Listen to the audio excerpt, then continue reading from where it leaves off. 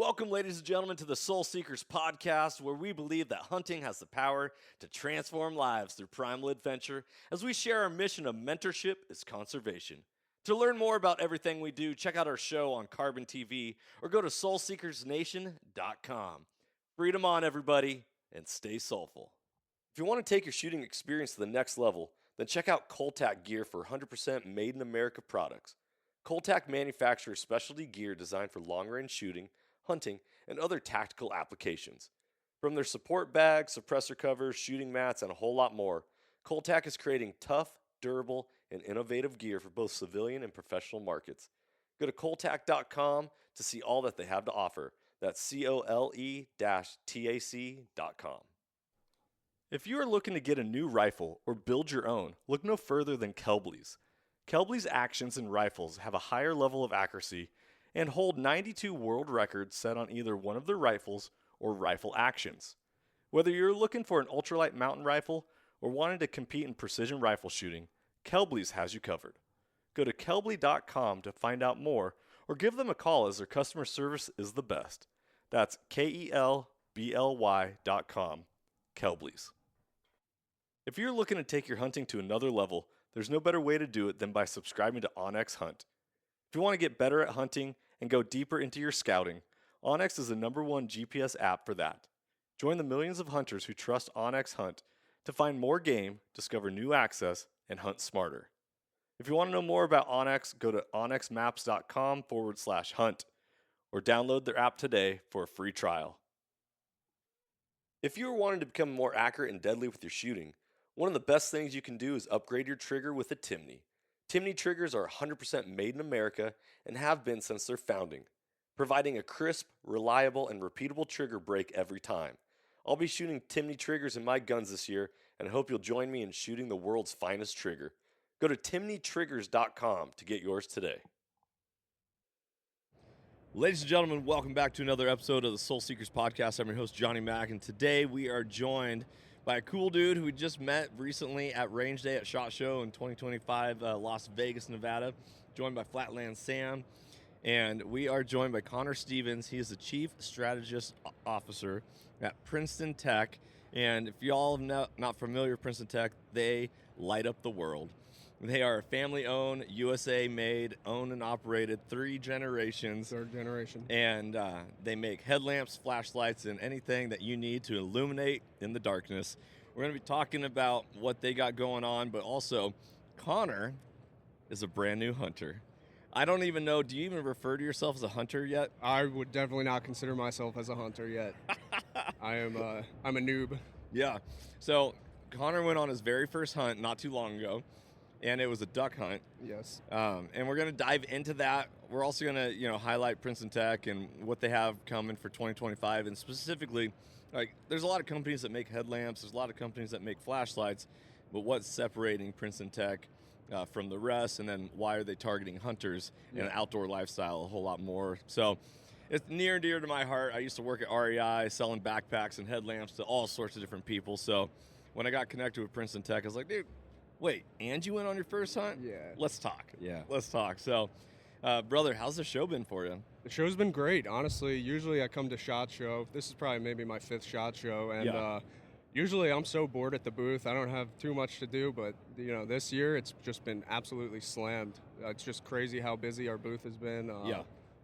Lots of, new exciting things. So I haven't even had a chance to walk around at all and take a look at, the show at all. When I was here last year, I didn't even go downstairs. Yeah. That's how it is weird.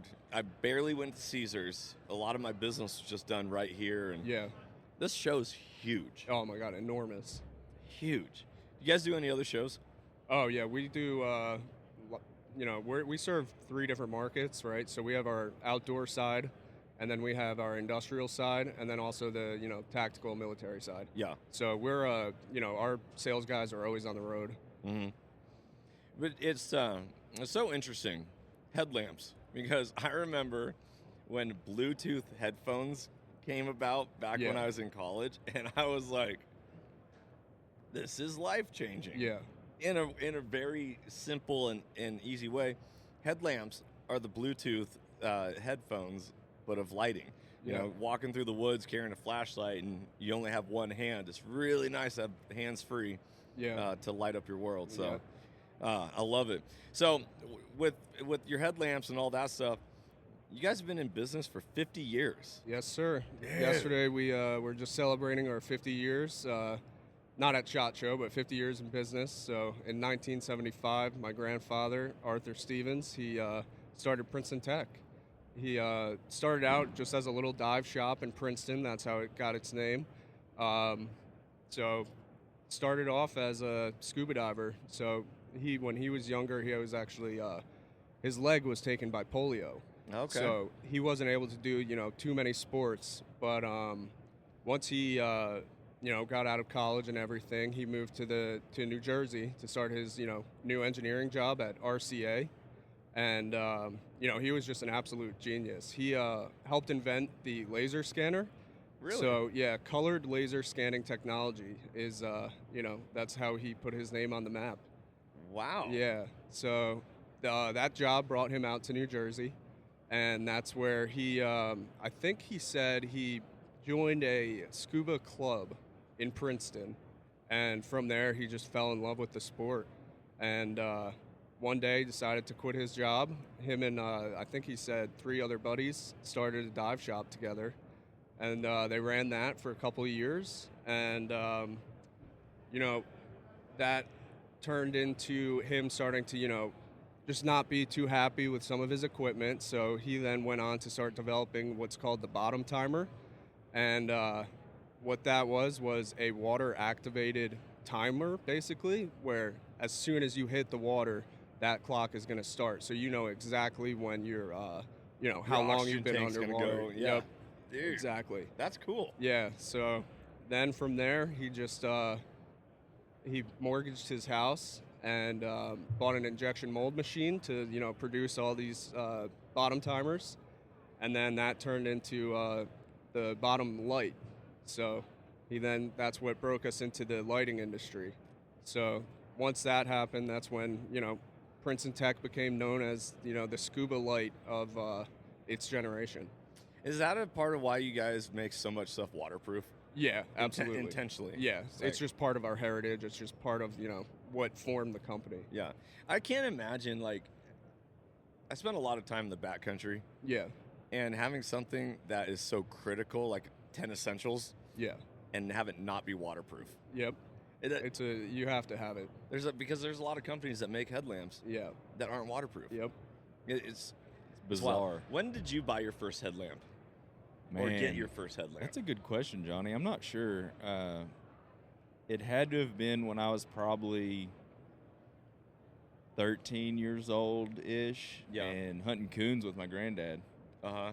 We'd go out and hit the farm fields and them coons were real bad in the farm fields and eating the peanuts and destroying hay and, Was it one of those big old battery pack models and big focus light? It was almost like like what a coal miner would use. You know what I mean? Yeah. Heavy, horrible on your head. Really not that bright, not LED at all. Yeah. And it was. But at the time, we were kind of secluded where we were at, and that's what we could get, and so that's what we ran. And the technology nowadays is incredible. Man, yeah. So my first experience with headlamps actually was at Princeton Tec, and you and I talked about this yesterday. Yep. So when I worked at REI, I only had handheld flashlights. I graduated college. So this was about 18 years ago, 17 years ago. And I was like, dude, I've always wanted a headlamp. I don't know how long they've been around, but that was at a point in which they started to become more popular. Mm-hmm. And I was like, dude, that is going to be awesome when I get to my destination and I'm fishing and hiking or whatever, and I got to cook up something over a stove and I need both hands, and I don't have a lantern because, I'm not hanging that from a tree or packing that in. I got my headlamp. Yep. Yeah, so that was a game changer. Had a Princeton Tec, loved it. I don't use it anymore. I'm not sure exactly what happened to it. That was also 18 years ago, so life has happened. Yeah. But one of the things beyond hunting specifically is So you said you're starting to get into running. Yeah. You love you've done a couple marathons. Yeah, so I've run 3 marathons now. I started only just over a year ago. A couple of my buddies just one like random day put me in a group chat. It's like 4 of my best friends from high school, and at this point we've all moved all over the world. So like one of us was in my one good friend Justin. He lives out in Colorado. Another good friend lives in Charleston, and then me and the other 2 guys, we live in near our hometown in Princeton. So Yeah. one day we just said, let's sign up for the Philly Marathon. Cool. And then that was probably May. At that point in time, I've done a little bit of running just on the treadmill, but nothing too serious. Yeah. And then come, throughout the whole summer, I was like, I got some time. I don't have to start running. I don't need to train yet. So it was real humbling when I actually started, doing a training program and just like taking it really seriously. Yeah. But were you an athlete at all? no, I'm Okay, the so, furthest like, thing from an athlete. So this was like your first time of First time. going through that physical mental challenge. Exactly. So, and What- Dude, I have a lot of questions. Keep Yeah. going though. Sorry. no, I was just gonna build on that. Like, it was just that type of challenge for the mind is just absolutely beautiful. I Yes. find it just honestly like I find running to be more of like a meditation than anything. 100%. And you just once you get into the zone, all of your thoughts just break down into their simplest form. Yeah. And it's just you find like answers to all your problems. And Yes. it's just a beautiful place to be. Yeah. Physical activity and nature are healing, Yes, sir. soothing. They restore your soul. They can, and when we're in the concrete jungle in the buzz of society, we don't get these experiences, and we need to constantly return and renew and ground ourselves. So, okay, so you've had these experiences, Yep. and how tough is that on the mind? Honestly, it's the hardest thing I've ever had to do. I really think so. Love that. Yeah. Love that. So I got into I'm a fan of I want to know what my body's capable of. Exactly. So I played college football, I played college lacrosse, I played sports at a higher level, I competed.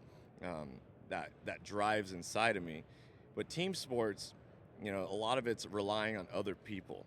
Like I can only be as good as I can be, but if my left tackle decides not to block that D end and I drop back for a pass and I get blindsided, like I'm not going to be able to do my job if he doesn't do his. Individual sports, it's all you. Yep. You know exactly where to point the finger of blame at if something happens or you fall short. Oh, yeah. So Sam used to compete in bodybuilding. Yeah. Oh yeah. Yeah, I did it for about 4, maybe 5 years. But talking about the individual aspect of it, it's on you, dude. Like, that's what I loved about it was if, you can tie it in any direction. But for me, like, I'm in control of what I'm capable of doing, and I have to make the decision to do it. Because if I don't make the decision, it's not happening. And same with running, having to like, all right, today, 5 miler today, like Yep. let's hit it. And the meditation aspect of it, man, I would go to the gym, twice a day a lot. I do 2 a days. And I would put my headphones in, but not listen to music.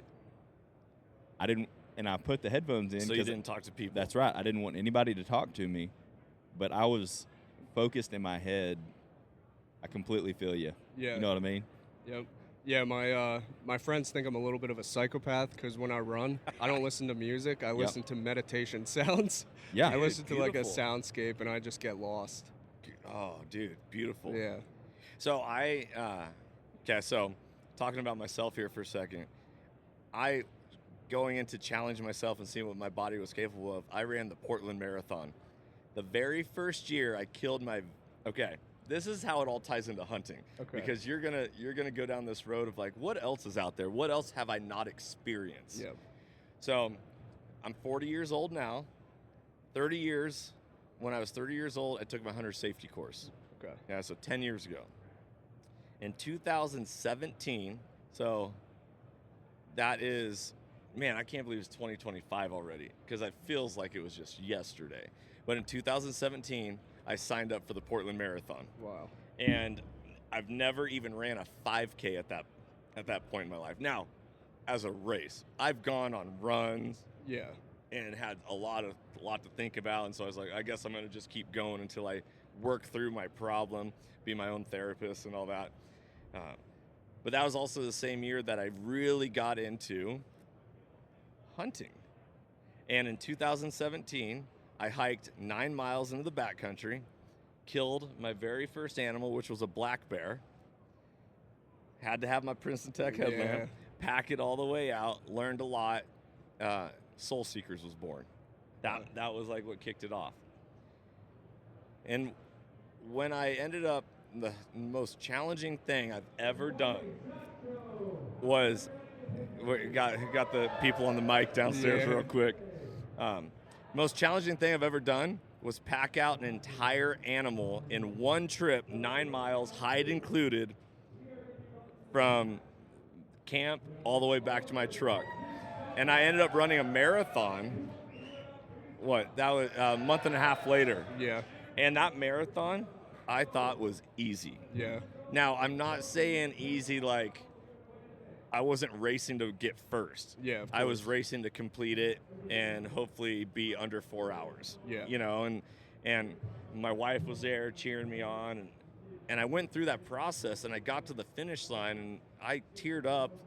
And it's emotional because, like, dude, because we hear a marathon used in business and, oh, hey, it's not a sprint, it's a marathon. It's not like be prepared, get your mind right.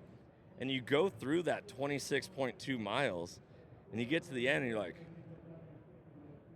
I can't believe I did that. Yeah. And it's not as hard as I thought. Yeah. Is that what the same experience? Yeah, it's honestly, it's just like, I love the training, the actual run itself. I don't know. I think I had a little bit of a different experience. I thought it was pretty hard, honestly. Yeah. But yeah, no, just once you get finished with it, it's like honestly, it feels like a big accomplishment. Huge. Like it is a big accomplishment. Yeah. Well, they say like 1% of humanity ever runs a marathon. Yeah. I think it's 0.01%. 0.01 is that? Yes. Yeah. Like it's extremely small percentage. So like you're top tier echelon of people in this world because you've been willing to go the distance, literally, to complete something. Yeah. Have you ever ran a race? No. No, I'm not a runner. I'm not good at it. And it's probably because I never tried to be good at it. But, the bodybuilding world was a completely different thing, different experience. I had different goals with that, being able to lift over double body weight, stuff like that, and similar but different, Yeah. So I ran a marathon and was like, that wasn't that bad. Then David Goggins' book came out, Can't Hurt Me. Have you read that? Oh, yeah, absolutely. I listened to it on audiobook while I was running. I'd wake up, I don't want to drop all the explicitives that he drops all the time, but like, who's going to carry the boat? Who's, get out of bed at 4:30, and I'd go run 7 miles, and I'd get back, because about 6 to 7 miles would take me an hour. Yep. Get back, shower, get ready to go to work, do my day. And what I learned about myself is how accomplished and, like, there's a little bit of ego that comes with it because, like, yeah, man, your lazy ass has been sleeping in bed, and I'm out there just killing it already. Yeah. And I don't know if that is the edge that is a healthy edge, but it's an important edge. I don't know. Do you speak about that? Because you're a competitor when it... Yeah, like, I listen to the book as well, and my job, I have to be at work at 6 a.m., so, like, during prep season, getting ready for a show, it was like, all right, 3:50, 3:45, wake up, go to the gym, do my cardio, start the day, go home, eat, shower, work for 12 hours, go home, eat, gym, bed, and that was my life for a long time. And it, I learned a lot about myself and I learned a lot about my wife because she competed as well. And yeah, dude, mentally strong is it's going away. You know what I mean? And it was a great time. And I have my own ritual now: cold plunge, get up and walk the dog, and completely shifted dynamics. But Yeah. it's still like holding yourself accountable. It goes a long ways. Yeah. I've gotten up since January 1st of this last year, 2024. Okay. I've done 100 burpees every day. Nice.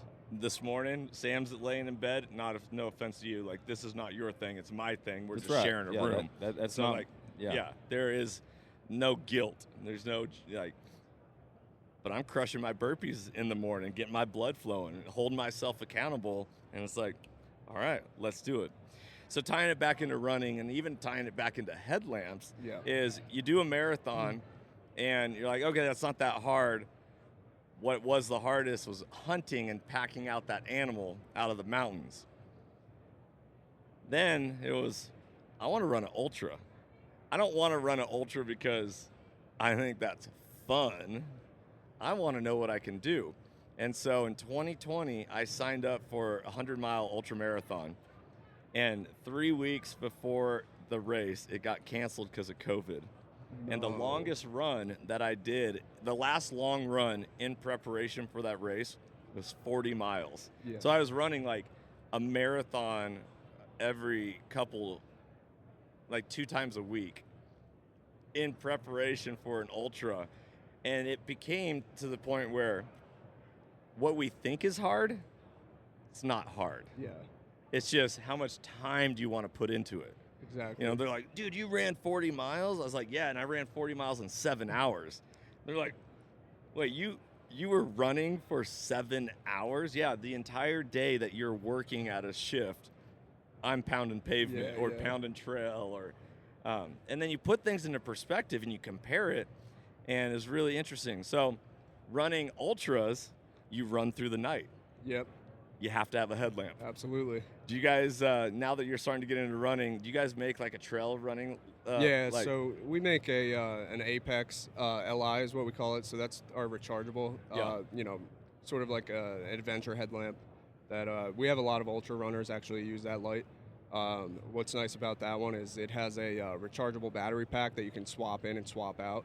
So it's also, super bright. I had a buddy who was pacing one of his other friends during the Leadville 100. Oh, yeah, dude. And I've talked to you about the Leadville 100. Yeah. So he said at first they came out and they were wearing black diamond headlamps. And then he's like, we get, halfway through the race and they're all just, dying out and whatnot. And he's like, but then the 2 Princeton Tec Apex LIs you gave me, we pulled those out and it changed the whole thing. He's like, these guys were getting sleepy and tired during the nights, and then once they threw this headlamp on, it, gave them another boost of energy. It woke them up a little bit. Dude, so that's awesome. Well, I gotta say, if you've ran 3 marathons, go to the next level. Yeah, I know. That's honestly that I want to. My goal is to do a 100 marathon or 100 miler. I'm trying to think about doing a 50 next, but I think I don't know what you jumped straight just from. Jump into it. Yeah. Because when you do a 50, you're going to be like, why didn't I just do 100? Yeah. Because you're going to end up running the same amount of miles in preparation, and you might end up running a 50-miler in preparation to run your 100. Yeah. So I capped out at 40 miles was my training routine, but,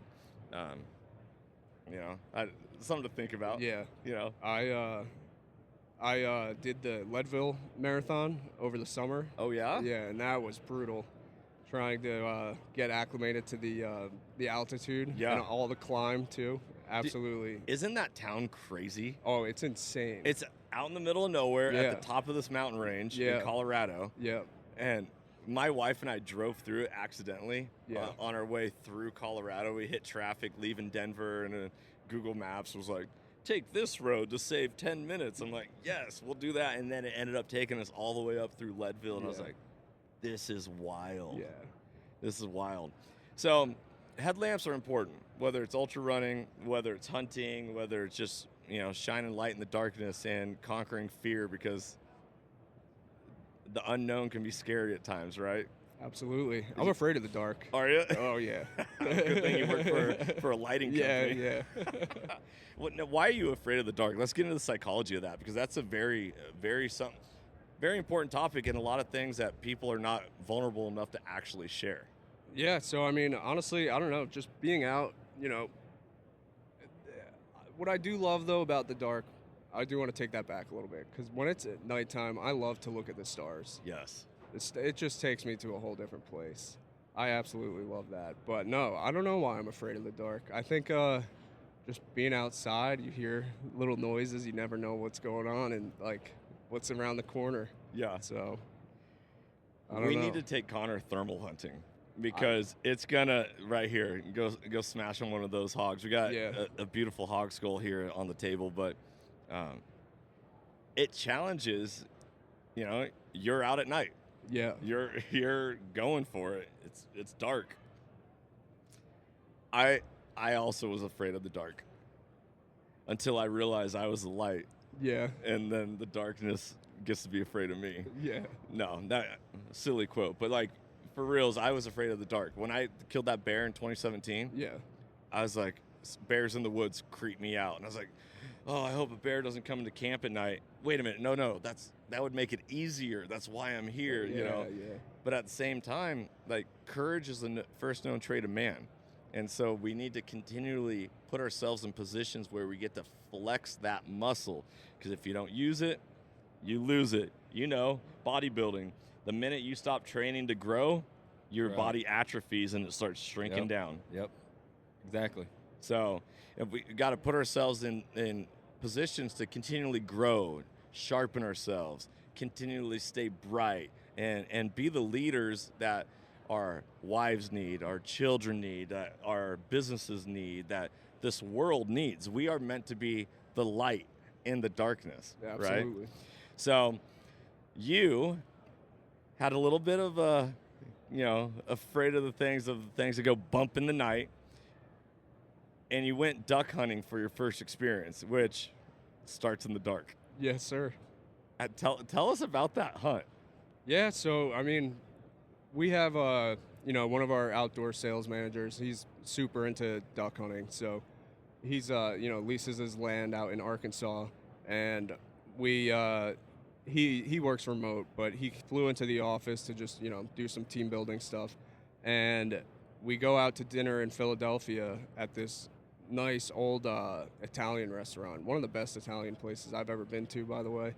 But he just, starts talking about duck hunting and, the whole process. Yeah. And honestly, what got me really intrigued was when I started learning about the migration patterns and how this duck hunting season is actually separated into multiple weeks, when you can hunt and when you can't hunt. And that just kind of got my mind going. I'm like, you know what? Like this hunting is it's like there's a preservation and science behind how they allow, or when they allow you to hunt, to allow the birds to continue to pass throughout, as they migrate. Yeah. And I was like, it just got me thinking, and I was like, I really want to get into this lifestyle somehow. Yeah. I'm from New Jersey, so New Jersey, it's hard to get your hands on firearms, and there are a lot of people in New Jersey that are obviously, super into that, but I wasn't raised that way. Yeah. But have always, been open-minded to it, and I've always wanted to get into it, but never really knew the right people to do it with, Totally. So, he started talking about duck hunting and just duck camp in general, and, it just sounded like a blast. Yeah. So, he said, let's pick a week, and then the next day I texted him a little emoji of a duck, and then next thing you know, I booked a trip out to into Memphis, and then we went out to Arkansas. And dude, that's cool. Yeah. No, Did you end up shooting any ducks? Yeah. Yeah. So it's funny. On the first day, we get up, super early. It's still dark out. Right. And it's freezing cold. And, we're out and setting up all the decoys, which is another amazing thing. So, like all the equipment that's involved and how organized you have to be. It's just like absolutely incredible to see the process unfold. So we have 2 trailers, one with a giant Can-Am, like 1000 or whatever. Yeah. This thing was like a school bus. It's like a two levels of 2 rows of seating, and it was awesome. So we drive out to the fields that we were shooting at, and which is another really interesting thing. I had no idea that duck hunting was so serious that they actually like terraform the properties.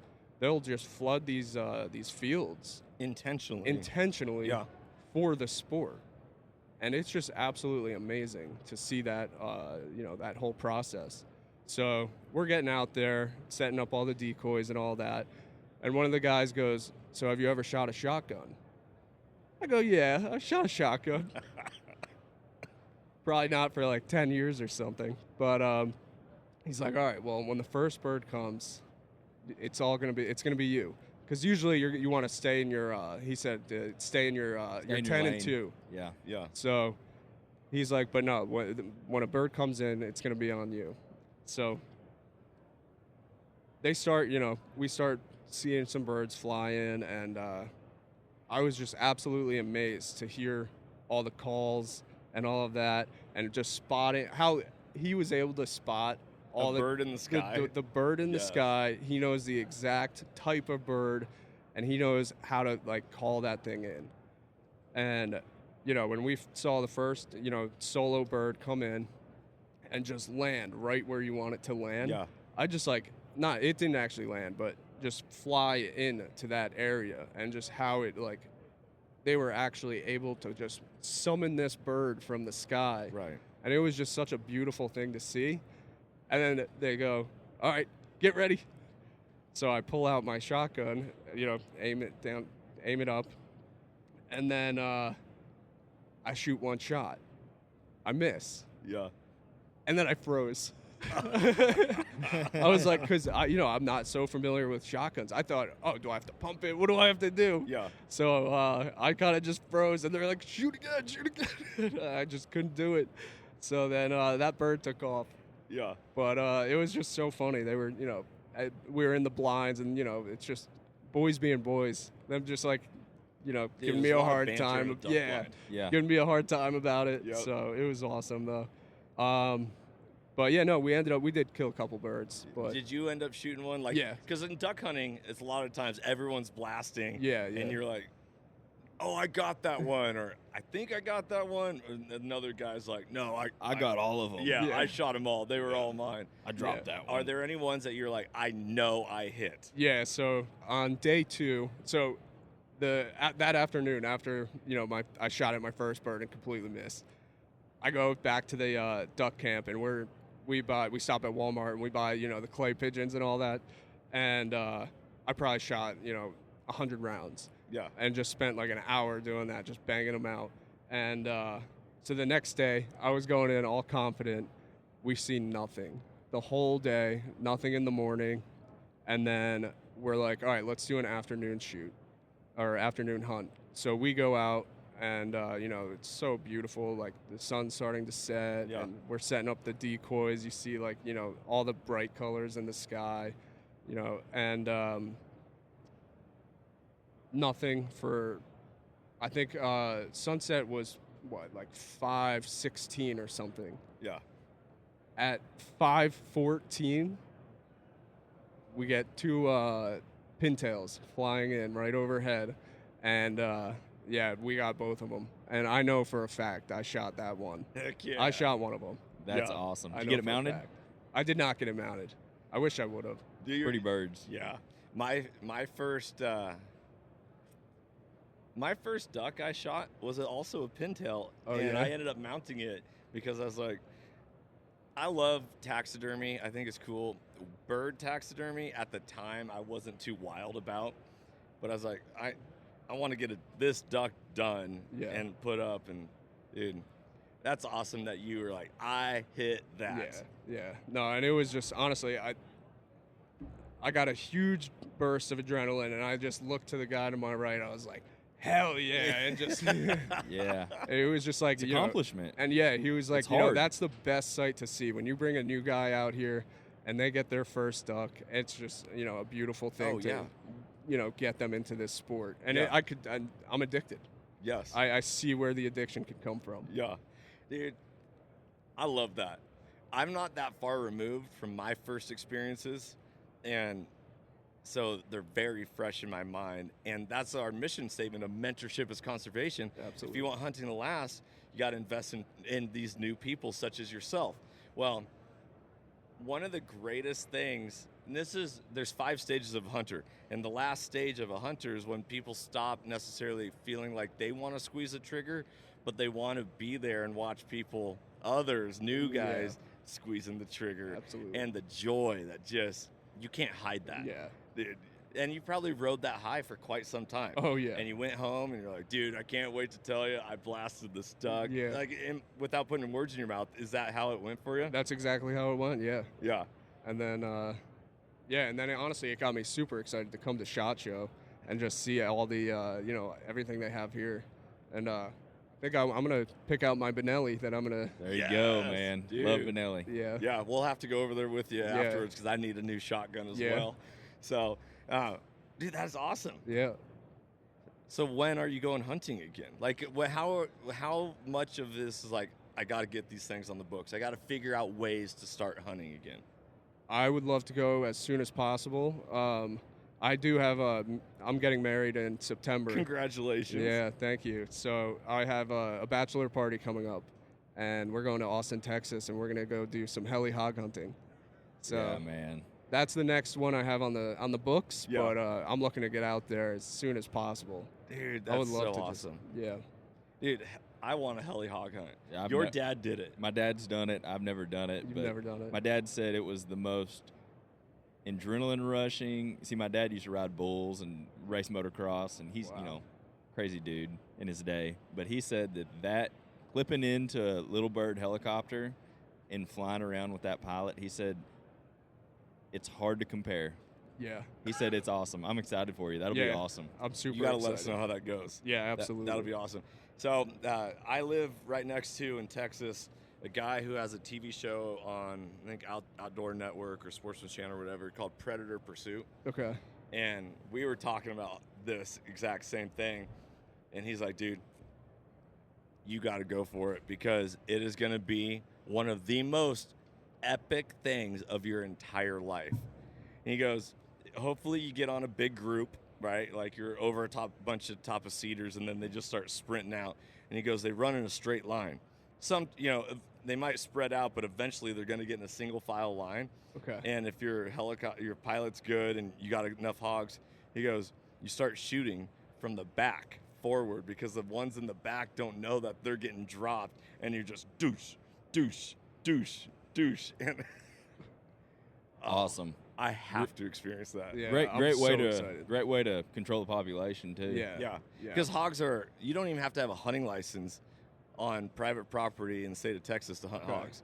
That's how bad. We just got done talking about this on an episode we recorded with Farmer Magazine. Yeah. Where they're destroying things. Yeah. So, and they're a lot of fun to shoot. Yeah.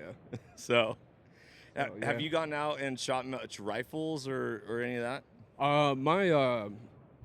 My fiance's stepbrother, he's a police officer, so he's got a couple guns and friends with guns that we go out and shoot every once in a while. But you know, I'm not super into it, but I want to get there. Yeah. You'll get there. Yeah. The itch will happen. Yeah. Yeah. Dude, I love it. Okay, so talk to us a little bit about some of your headlamps, because when I was putting my hands on them here at the show, a lot of people don't understand color patterns. Yeah. And what I notice is that that's starting to be a real big thing. My first headlamp had all white. It might have had a blinking red setting. Like it wasn't a constant red, like blinking red. Now you guys offer a bunch of different colors along with all that. Talk about that, why hunters would need that.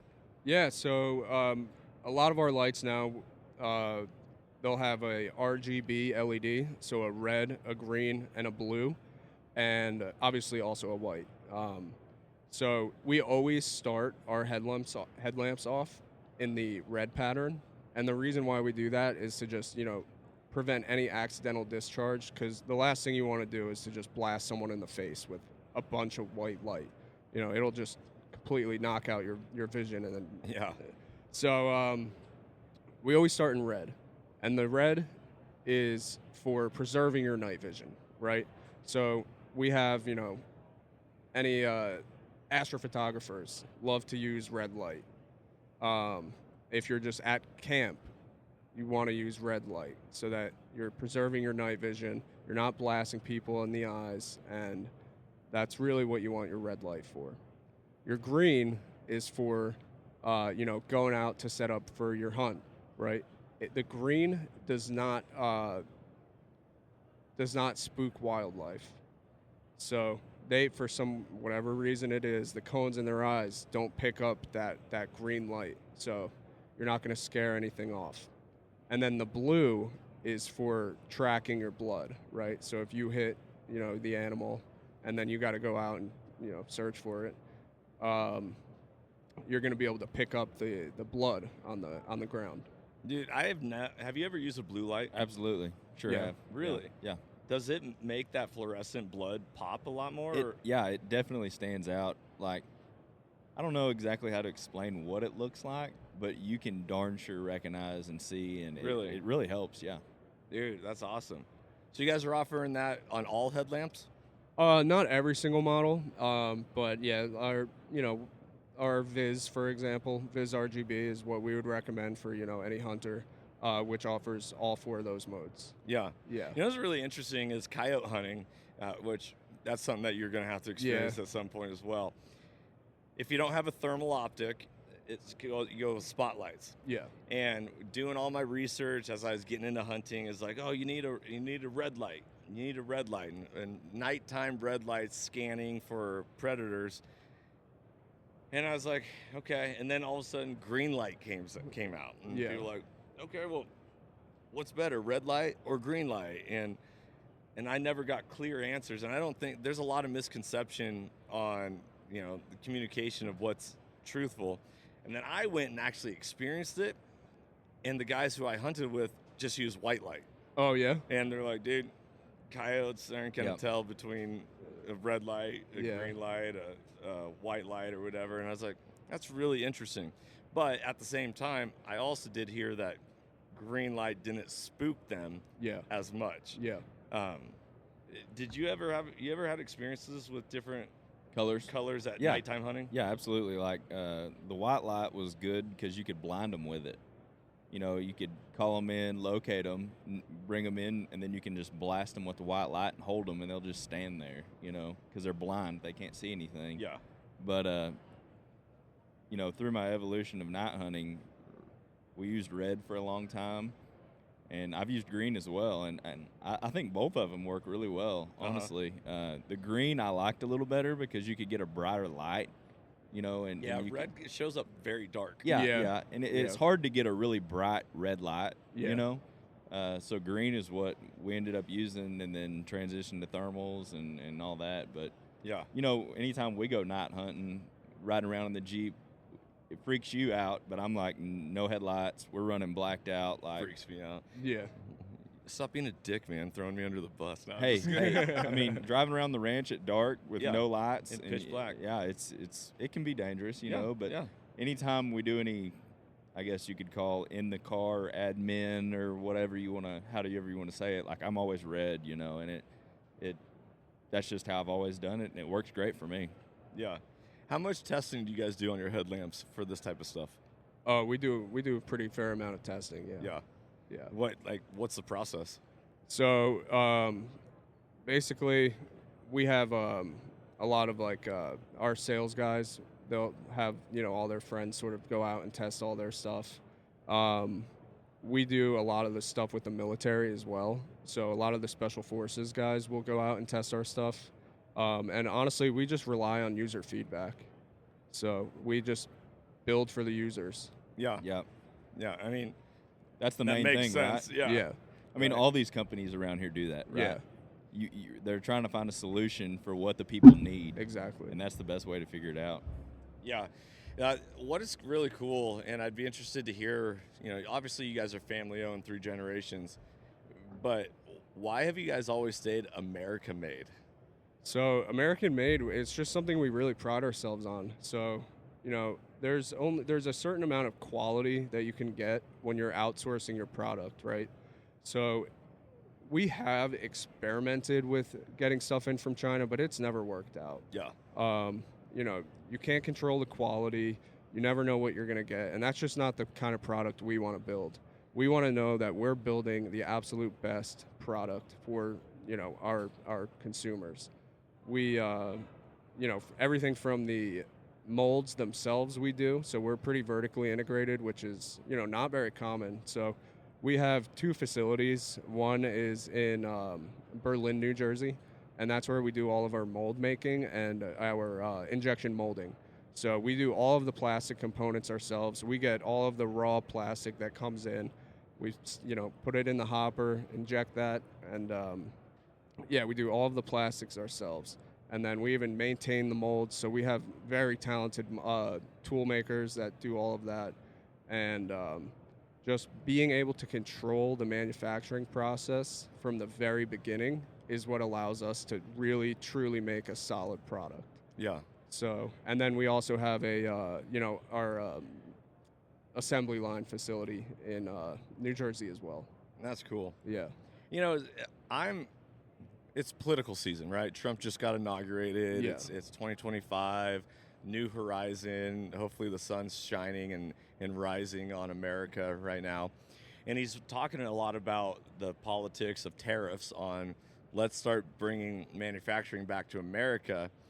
And here you guys are being like, we've been doing it. We've been doing it. This is actually probably going to help you guys out a ton. Yeah, so as long as the regulations come in properly, it's going to definitely benefit us. There are certain components, such as PCBs, so like the chips, that we get tariffed on because the only place you can get them is overseas. Yeah. So until we do have some circuit boards that we do assemble in the States, but all those chips, there's certain chips you just simply can't get made in the U.S.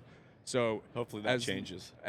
As long as that changes, then we'll be in a really, really great position. Dude, awesome. Yeah. That is awesome. What other products you guys make besides headlamps? So we make headlamps, we make flashlights. We started off obviously as the scuba diving handheld lights. We make the military helmet lights, so the rail-mounted lights that you see on some of the special forces guys. And really that's what we're known for right now in that tactical community. Is we offer a very unique product, like a small task light. We offer, all variations of specialty colored lights, right? So like, just like you would use certain colors in for hunting, you're also going to want certain colors for, your specialized task that you're doing. So, for example, like you'll use a green in the cockpit because it's NVG safe and, compliant with all of their stuff. So, right now we're pretty well known in that space, and yeah. That's cool. Yeah. You ever geeked out on headlamps before? Oh, yeah. Yeah. When I really started geeking out on headlamps was when I got my first night vision and, like, diving into the IR world. Oh, so you do experiment with that? Oh, yeah. Absolutely. Yeah. I had a Surefire that my brother-in-law gave me that you could switch to IR. Yeah. And, I didn't even know what it was when I first got into it, and then you just get blown wide open, and it's a whole different world of product and technology, and it's fascinating. Yeah. I know y'all do a little bit of that too, right? IR stuff. So we actually just launched our new Charge X IR Max, and that's actually it's just the Charge X is a small helmet-mounted like rail light. And it's always been used more of just like a small admin like task light for like reading a map and whatnot. But we just recently installed a huge IR emitter in the main spotlight part, and that puts out 420 milliamps or milliwatts of IR. So some might say it's a little too much, but for, the platform that it's in and the size that it is, it's much. like, You can't have too much light. well, it depends on what you can what you're argue doing. that, but man, it's not having it and then having it Yeah. in certain situations, clearing houses, whatever, it makes a big difference. Yeah. Yeah. So, nighttime hunting, Sam, which I need to get one, and I recommend it, all you listeners, if you nighttime hunt, get yourself a laser for your gun. Yeah. So that, you drop an animal in the dark. Now, whether you're using thermals or whether you're spotlighting them and looking for the glow of their eyes, well, when they're laying on the ground dead, that's a lot harder to spot. So Sam likes to shine a red laser out to where he shot, and then we walk out there in hopes we haven't necessarily used IR lighting. No. So yeah, so I've got a rail mounted laser, just a red laser, pretty basic, and when we night hunt, we're running tripods, so our gun's stationary. So after you kill an animal, you recover it, right? We're not going to let anything lay, especially hogs, because I'm going to eat them.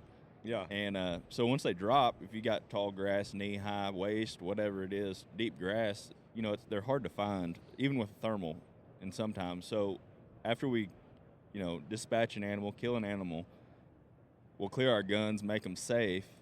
I'll turn my red laser on in that location, and you can walk right to it. Kind of handy, Yeah. Guys in Kansas taught me that.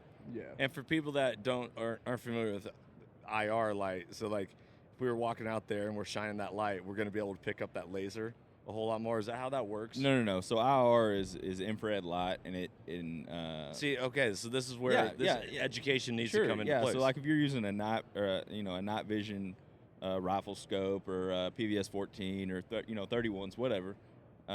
It's invisible light, and he can speak to it better than me, but it is invisible light that the devices can pick up, and it's just like having a spotlight. Yeah. Interesting. You've never experienced it. I've never experienced it. We'll get it. We'll do it. Yeah, no, you hit it perfectly. Yeah. You need a new sales rep? Yeah. I love it. Well, it sounds like we have to get you down to Texas and experience this all together and put Absolutely. your different products through the test. And, Absolutely. And, actually understand why you guys are purpose-built making things for specific tasks. Yeah. So I love that. What's on the horizon for you with this coming year besides you getting married? Going to just my bachelor party planning. Yeah. I don't know. Not much, honestly. Yeah. Just the wedding process is really taking over. When it comes to hunting, what animals do you actually want to hunt? To be honest, I have no idea where to start. A lot of people do deer hunting in New Jersey, but I don't know. I don't even know where I would want to start. Yeah. What do you suggest? Man, What's your favorite thing to hunt? my favorite thing to hunt is bears, black bears. Okay. Yeah. And So there's should a I lot just, of them. just do it like a 100-miler, just go all in, straight to the bears? Yes. Yeah. Johnny's going to say yes every time. I'm going to say yes on that every time. Sam, what's your thought on that? I think a deer hunt, man. Yeah. I cut my teeth with, I guess you could say deer hunting. Everybody does it where I grew up. That's what we eat. My family, that's all we consume is deer. We got a big ranch, so we hunt and we shoot a lot of deer, and so that I think it's good. It's that's what I would recommend.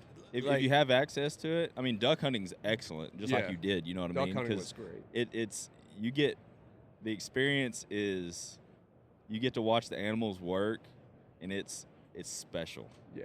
But yeah, I think deer hunting, man. Duck hunting is a great gateway into hunting. Yeah. Because it's low pressure, Yeah. right? Like, there'll be more ducks coming in, or all that. Where, hey, you better shut up and you better be quiet and be still, yeah. because if we blow this deer out, it probably ain't happening today, or completely different avenue. Yeah, so like there's a lot of high stakes hunting when it comes to big game. Yeah. Right? And then seasons as well. So I grew up in the state of Washington, hunting over there. If I wanted to hunt with a rifle, I got 2.5 weeks. Well, if I can't take off time during the week and I'm only hunting weekends, now my 2.5 weeks got shrunk into 4 days, maybe 5 days. Yeah. You know, pressure's on to find an animal, to find a legal animal, to make a stock, not have it get blown out by a mistake you do or the weather or other hunters. So there's a lot of high stakes that comes with big game hunting, but that's also what makes it so rewarding because, number one, you get a lot more meat, right? So it's a one-shot, hopefully, a one-shot thing. You get a lot of meat. You get to constantly relive that moment with that animal night after night, meal after meal, until that no more meat's left from the animal. And share it with friends, too. And share it with people as well. Yeah, man. Right? Well, we'll have to talk about this. We'll have to get him. Like, I would love to have him come down and shoot a doe and go through the process of breaking it down and taking it to the meat packer, and then you could ship all your meat home. You know, we could do something really fun. And I would absolutely love that. Yeah. It'd be good.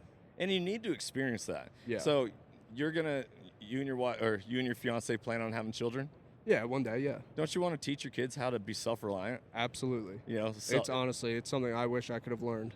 Yeah. Well, it's not too late. I know. How old are you? I'm 28. Oh, dude, you got an earlier start than I did. So you actually you never picked up a gun until you were? No, I picked up a gun. You picked up a gun. Because I believe in the Second Amendment, and I'm pro firearm. So it all starts with a Daisy BB gun. Okay. Right? Like, I had a Red Ryder as a kid, and it was chasing imaginary bad guys in the backyard of my youth, and cowboys and Indians, and, you know, I lived in the Northwest, so it's raining a lot, and I'd test my grit because I didn't have a raincoat, and, you know, I go out there, and I get soaking wet, and I got my BB gun, and I'm making fake stalks around trees, and, like, that was my youth, shooting little green army men. And yeah.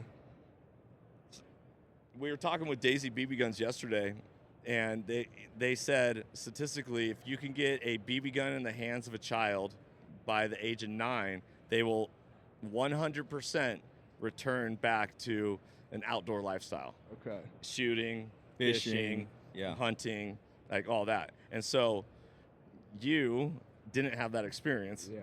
Okay. Did you ever have a BB gun? I had airsoft guns when I was younger. Okay. But just messing around. How old were you, though? Like, when you say young? I was probably, I don't know, maybe 9 or 10. Okay. Yeah. So you're right there on that edge, but if you would have had that, you would have been like, oh, dude, I got to get, you know, you see a lever action Red Ryder BB gun, and then you walk over here to the Marlin booth, and you're like, dude, that's a real lever action. Yeah. Like, that is so cool. I shot my first lever action the other day at range day. Yeah? Yeah. Cool. What'd you think? It was awesome. I loved how mechanical it was. Very. It was like driving a stick almost. Yes. It's Yes, like sir. just going old school. That's awesome. You get the audible sensation, right? Yeah. The 5 senses of sight, touch, taste, hearing, all that.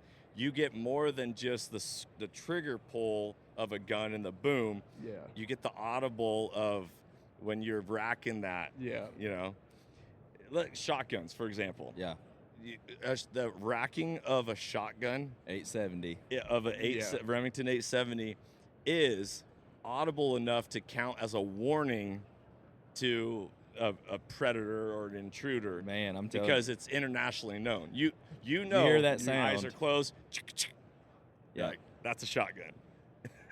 So, It's cool. dude, I'm really excited for you to expand your horizon because this is important. What legacy do you want to leave for your children? Obviously, you're a recipient of the legacy of your grandfather in Princeton Tec. So now you get to identify moving forward, what do I want to pass on to my children?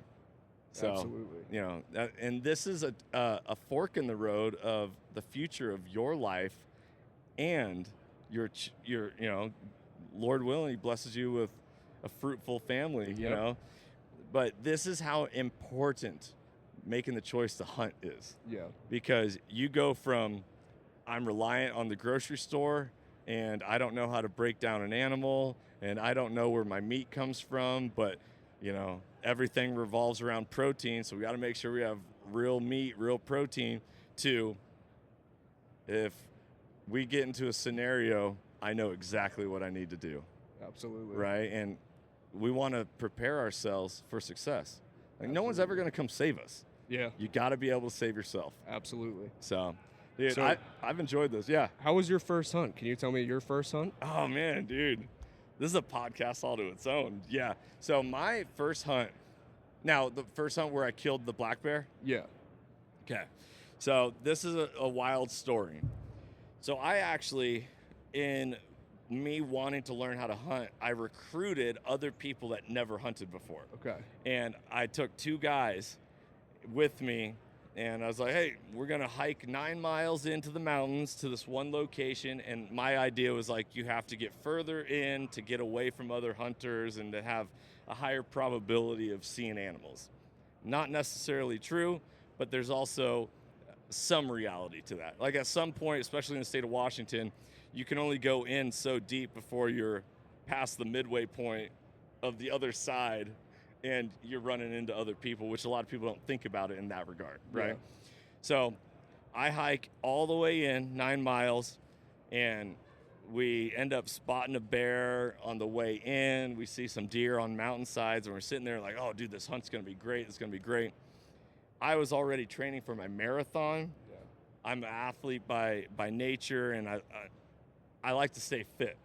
The 2 other guys that I brought with me, they had a little bit of hiking, backpacking experience, but this trail we went on was a butt kicker. I actually wrote a book, and I haven't released it yet, and in that book, I talk about this story and how I made it to camp at first, and everyone was so exhausted that it took them to sundown for the last guy to roll in, and I went and got water, and I came back and I could see the blinking red lights of a headlamp. Yeah. And I was able to get them water and help them through the process. Well,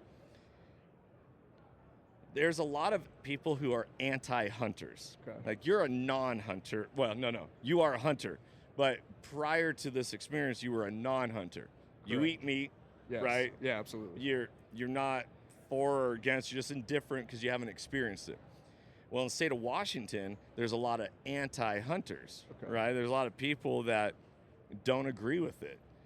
So we hike all the way in. Now, also the REI crowd, which is what I used to work at. Now, this is generalizing. This is not always the most accurate, but the REI crowd is anti-hunting a lot of the times, and they're uneducated with it. So I would go back into REI and be like, guys, I'm going backpacking, but this time I'm bringing a gun. And they're like, like it'd make them uncomfortable. Yeah. You know, I'm like, no, you don't understand. Like the same trails we're doing, I just get to get meat from it and bring it home and feed my family. So, long story short, we end up hunting. We spot some animals, but they're out of range. We're, mountains, canyons, and all of a sudden roof, roof, roof, roof. I'm like, is that a dog? And 3 day hikers and a dog hike 9 miles all the way to our location. Really? A female yoga instructor from Seattle and 2 of her male students, which that was an interesting dynamic. Yeah, I want to hear the story behind yeah, that. I'm sure there's something to that. And so I'm like, crap, I'm all the way in here. It's not very easy to change locations now.